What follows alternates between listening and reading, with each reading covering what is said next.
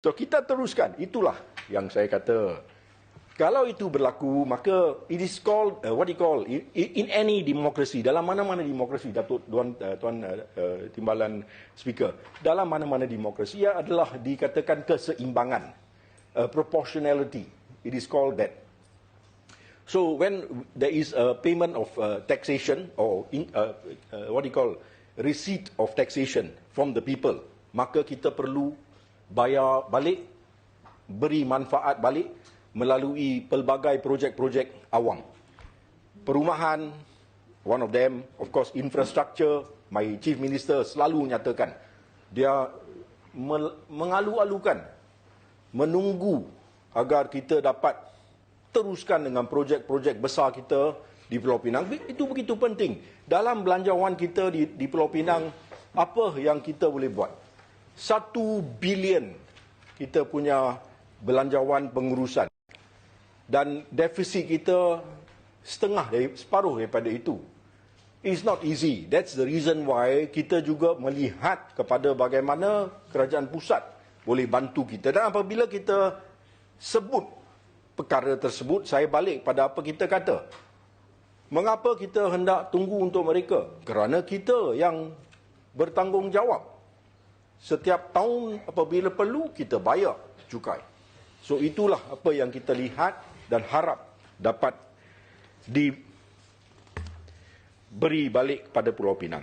Selain daripada pekerjaan ataupun kerjasama dengan agensi persekutuan, kita perlu lihat pada program-program dalam kerjasama tersebut.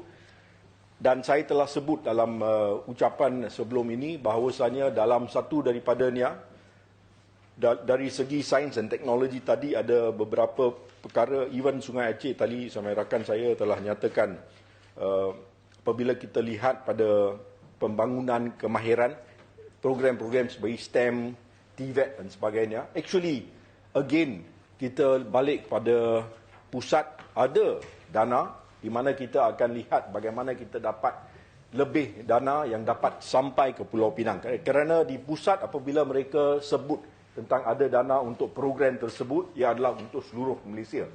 Tetapi kita perlu lihat bagaimana kita boleh pastikan ia datang ke Pulau Pinang. That is the most important. So I hope we can get that done here in Penang, and that is my job. Saya beri komitmen pada Datuk Timbalan Speaker dan semua rakan saya di sini supaya itu kita boleh dapat, kerana 6.7 bilion telah pun diperuntukkan untuk program TVET sahaja, untuk keseluruhan negara Malaysia. So kita lihat bahawasanya ada satu dana yang sedia ada, yang mana kita hendak try to capitalize on dengan izin Datuk Speaker. Dan antara lain Datuk Speaker adalah keperluan untuk membantu dari segi memberi beasiswa dan sebagainya. Like Penang Future Foundation, PFF, I mentioned just now, the internship program, itu semua antara lain dia.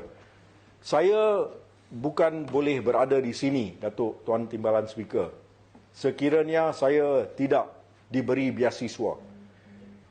Ingin saya peringati semua, pada tahun 1987, ayah saya ditahan di bawah Internal Security Act. You can't remember. 1987, 27 Oktober 1987. Saya tingkatan 5, baru nak pergi college untuk baca undang-undang. Tiba-tiba dia kena tahan di Kamunting. Office dia satu peguam saja, he's a one-man show. Office tutup. Saya tak boleh pergi. Saya pergi jumpa dia itu jam dia ada di hospital typing. Kerana apabila solitary confinement habis 53 hari, dia punya back, dia tak boleh tidur. So dia perlu dirawat di hospital.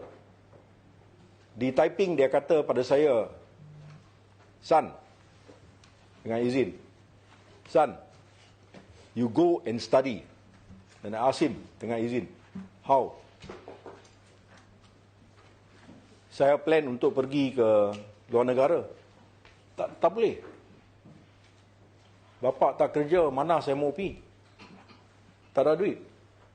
Saya dapat scholarship, saya dapat beasiswa untuk pergi ke Australia.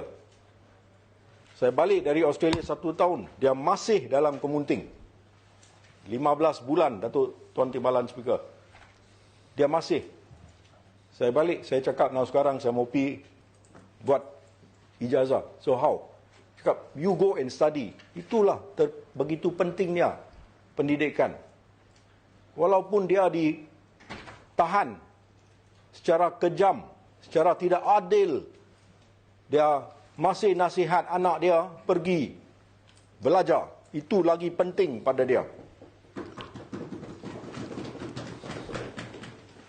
Nasib baik, Tuhan cakap, okey, bagi lagi satu beasiswa, saya pergi ke England.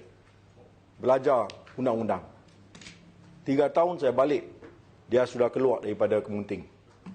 Tapi kalau itu tak berlaku, rakan saya Pinang Tunggal, I know you want to ask a question, you can ask after this. Dato' Laos. Sudah. I will not be here. Kalau itu tak berlaku, saya tak akan berdiri di sini.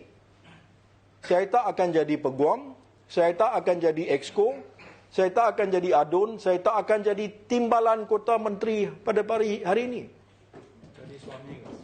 Suami lah, itu memang.